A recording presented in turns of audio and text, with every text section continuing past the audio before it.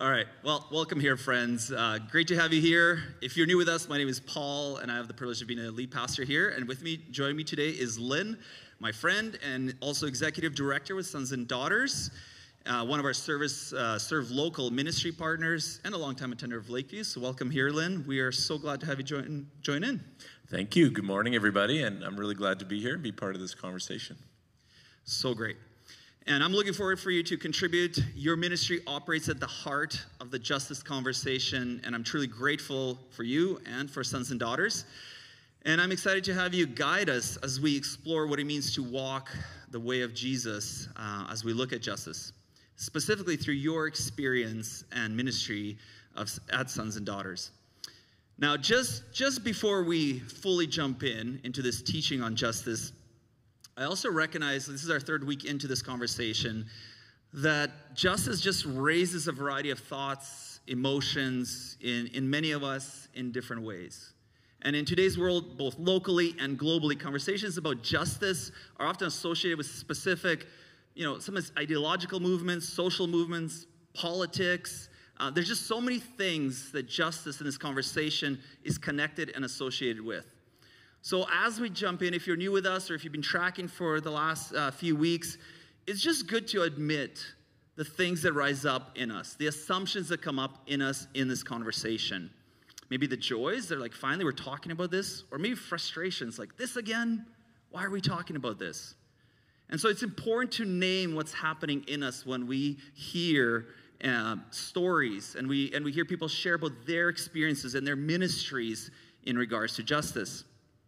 And so for us here at Lakeview, it's been important to really center this conversation on God's heart for justice and his vital role that it plays in our lives and our communities. Biblical justice calls us to let God's heart shape our thoughts, our actions, our politics, and our daily lives, ensuring that his vision for justice guides everything else rather than the other way around.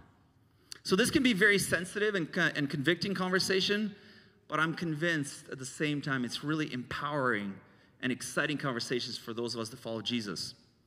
Now, justice is a word that appears a whole bunch of times in the Bible, but interestingly enough, there's a word that's really closely attached to justice, and that's the word righteousness. And if you've been a churchgoer for a long time, or if you know about church, righteousness is the word that's used a lot.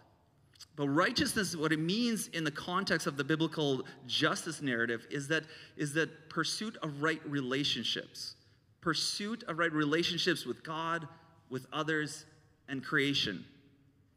So Lynn, as we enter this conversation, I know that your ministry and your heart is closely connected to this relational reality, to this righteousness, this right living with one another. So could you tell us a little bit about yourself and your ministry with Sons and Daughters?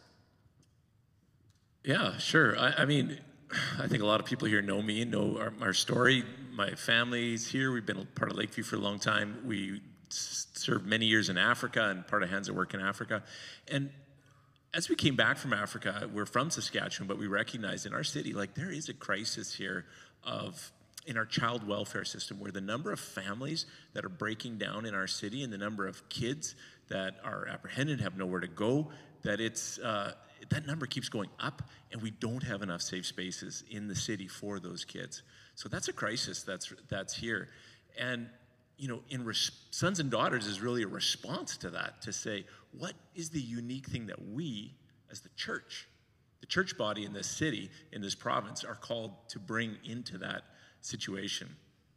Because, there is something unique that we are asked to bring as the church. Jesus announces his ministry in Luke, right, as bring good news to the poor, right? And so there's something beautiful about that. The thing about news is it's new, right? It's something unique, something that wasn't being said at that time. And so there's something in the call to us as the followers of Jesus to do the same thing, to bring something, to ask, what is good news here in this situation we find ourselves in? And right now, I mean, you alluded to, there's so much justice work, even in the child welfare system, that is going on, but there are massive holes too. So what are we, the church, uniquely called to bring? What does good news look like in this situation? And we discern that, I think, by listening, by listening to Scripture and listening to the voices of the people who are among the most vulnerable in these situations, right? In these situations of injustice. We can't just let our instincts or our politics or whatever, like you said, guide us. We need to listen, and that's what our ministry is really kind of trying to do. Yeah, that's really helpful to know, and I appreciate you saying that we need to listen and hear the real problem. I was thinking about that as we met through the weeks and just been chatting about this conversation. It strikes a chord with me because I think a lot of us have seen that when we don't listen well, we can come up with solutions that are not really addressing the heart of the problem. They are some kind of solutions, but they kind of just maybe skim the surface of the issue. And so I love this reminder that our conversation on justice must be first and foremost grounded in the good news of Jesus, and which requires us to really listen well. Now, could you speak more on this and how you understand the good news of Jesus to be good news to our current moment? Yeah, I mean, for me, when we listen to that first step, listening to Scripture, one of the most powerful places I think where Scripture speaks to this issue of justice is in Romans chapter 8, right? And to summarize, basically it's saying there is a great injustice gripping all the world, right? And it calls it like a slavery, right? Which is a great injustice because there's this corruption, there's this decay, a breakdown of the way God intended his good creation to be. And the passage says that if you listen, all creation is groaning in this injustice. So God's intention was that all creation would be interconnected, right? In this interwoven, interconnected shalom, this fabric that binds all of us together and keeps us connected and well and safe and whole. But there's this groaning because that fabric is torn. And shalom is broken. And that's what we hear. Thanks, Lynn. I certainly appreciate naming this. At the center of our series on justice is this reality we started in the first week of the series that Jesus invites us to join in the pursuit of shalom. In fact, we are invited to collaborate with God in the healing of our world through acts of justice for all. Yeah, absolutely.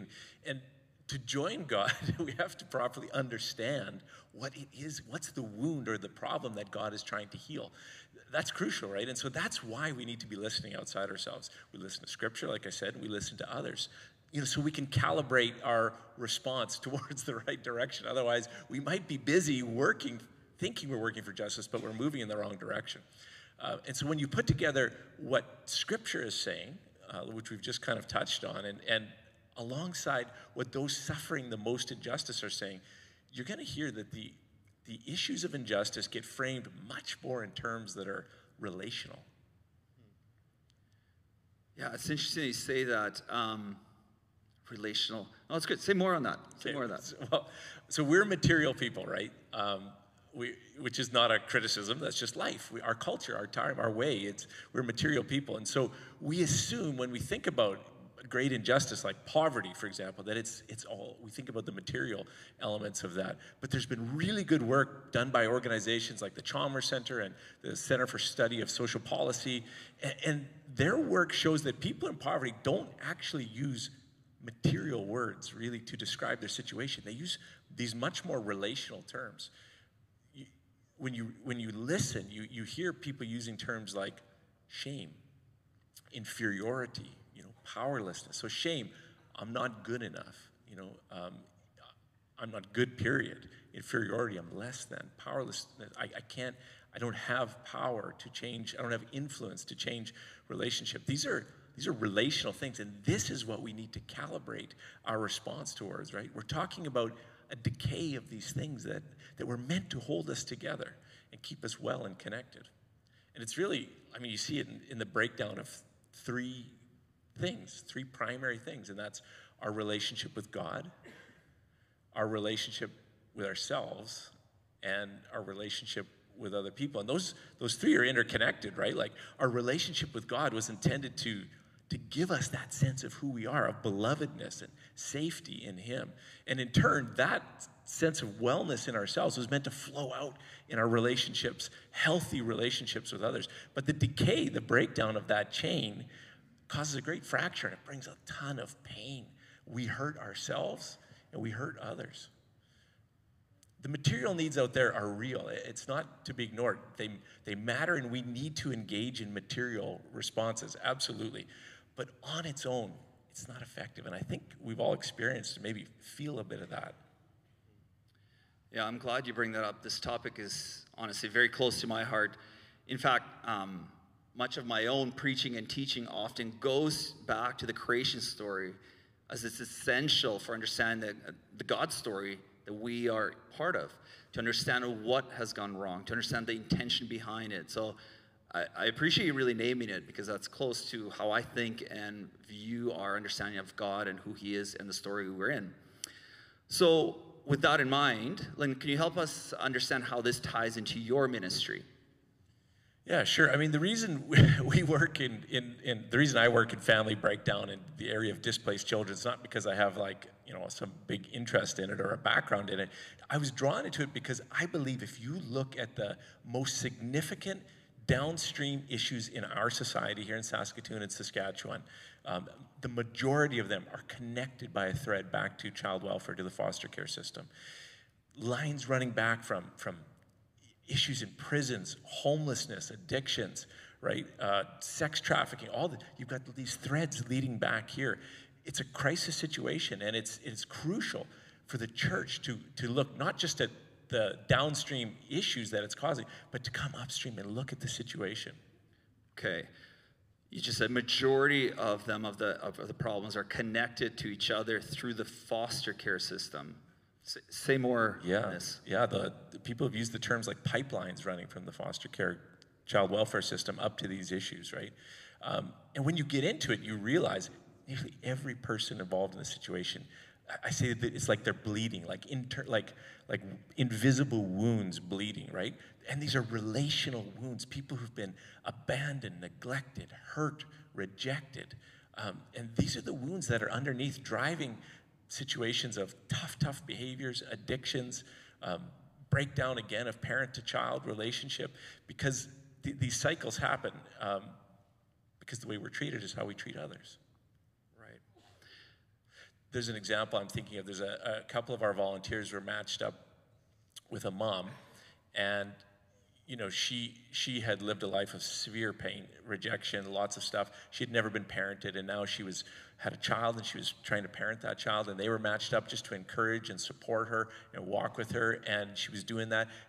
At one point, she had backslid and was really struggling, was on the street, and they just pursued her, and they found her in this parking lot, and they brought her into her car, and they were just encouraging her, and she wept, and she said, "Why would you want to be with me? Look what I've done. Look at," and they said, "We think you're worth it," and that just struck straight to her heart, and what psychologists will tell you is that wounds that are caused relationally can only get healed relationally, right? You need new experiences of healthy relationships. Someone who's been abandoned needs someone to consistently show up for them, to redo that experience. It's not enough to talk about abandonment with a therapist to heal it.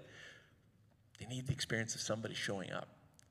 So relationships are actually, in that way, a primary tool of justice, how we deal with this. We have an immense impact on people through the way people understand themselves, through the way we relate to them. We all understand ourselves through each other's eyes, right? That's the gift that we have as image bearers of God.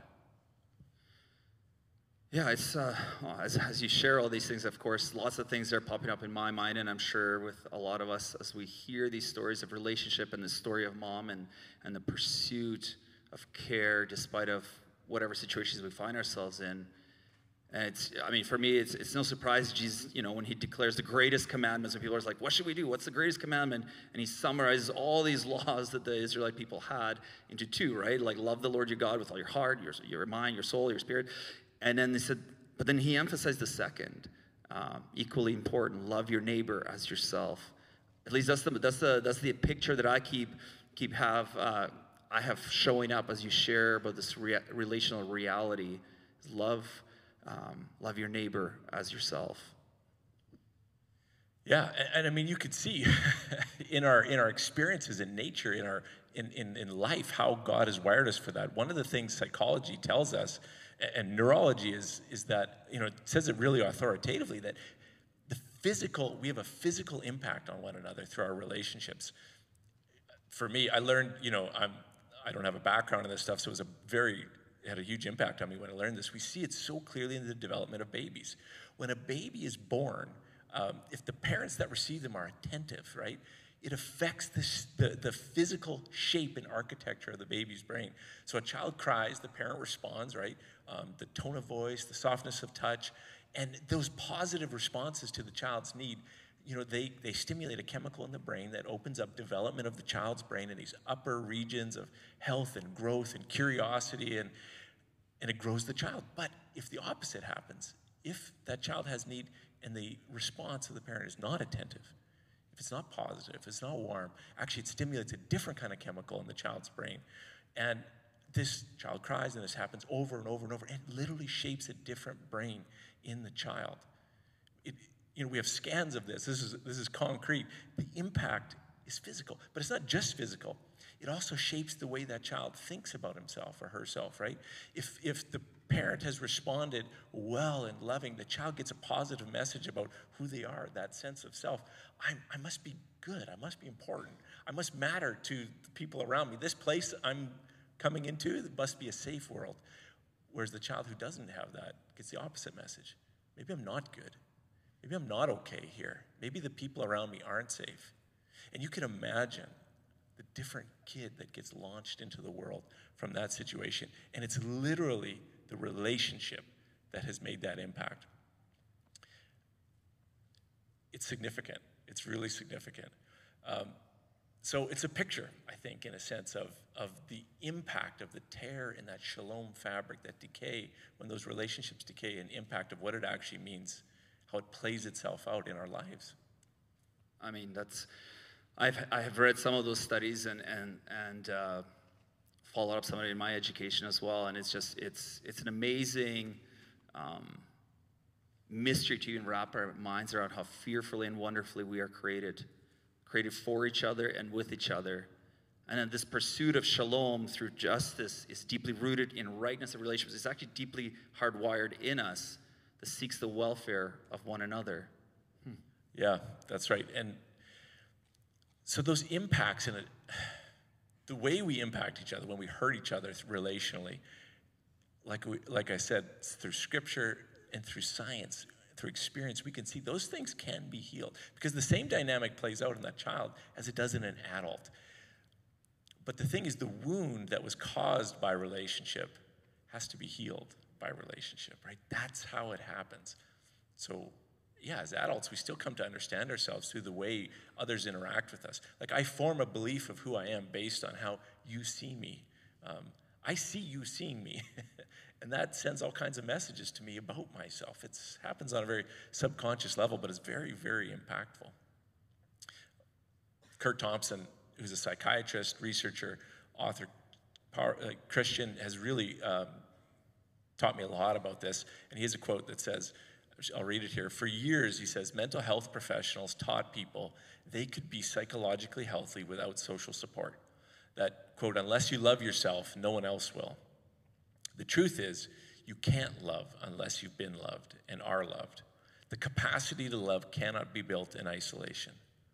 The science of interpersonal neurobiology shows us we don't really know ourselves until we see ourselves in somebody else's eyes. What he's saying here is the broken root, that can't get healed, that decay doesn't get healed on its own. I can stare in the mirror and tell myself, I'm good, I'm good, I'm good, over and over again, but it doesn't stimulate a change until I experience someone else experiencing me as good. And that's just how God made us, right? Our well-being is in one another's hands, right? The pursuit of justice, it's rooted and connected in relationship. That's the gift of being image bearers of God for one another. He made us so we really only come to see ourselves and our lives differently in the presence, in the eyes, in the response of another person to us when we open up our life to them.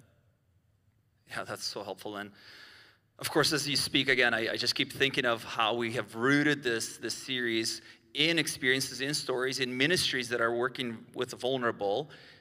but we want to be at the center of like how to walk in the way of Jesus. Like what is justice in Jesus? Like what does Jesus say about justice to us? And as you share this, I'm reminded that Jesus, he's the fulfillment of all the things in the Old Testament. He's fulfillment of this movement of rescue that God leads people back to show up to this renewal. And then of course Jesus is the main character. He shows up.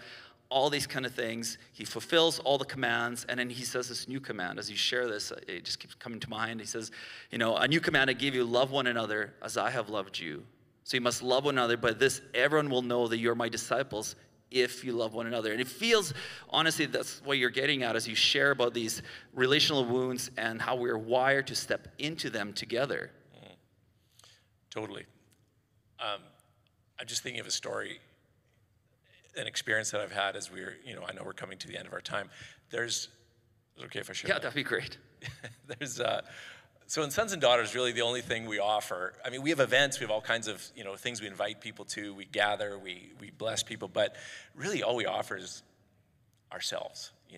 When I say us, ourselves, it's our volunteers, right? We offer presence. We don't really have a product or a service that as an organization we give, it's our attention, our listening ear. And one of the platforms we have for that kind of experience, these sorts of relational experiences, is what we call our connection center. And it's a kind of a drop-in center that we have inside an apartment building that's filled with moms and dads of broken families who are, trying to recover and get care for their kids.